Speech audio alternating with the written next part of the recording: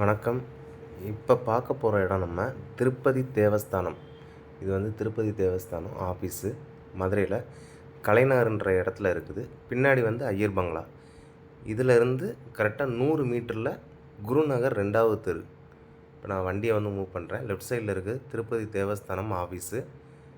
இதில் குருநகர் 2வது தெருவில் காமிக்கிறேன் இல்லையா, இது குருநகர் 2வது தெரு.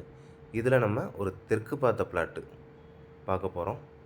இந்த ரோடு வந்து 23 அடி ரோடு, சுற்றி வீடுகளுக்கு மத்தியில் இருக்குது. ப்ரைம் லொக்கேஷனு, இடம் நல்ல இடம். தெற்கு பார்த்த பிளாட்டை வந்து பார்க்க போகிறோம். ரைட் சைட்லேயும் லெஃப்ட் சைடு 2 பக்கமுமே வீடு இருக்குது.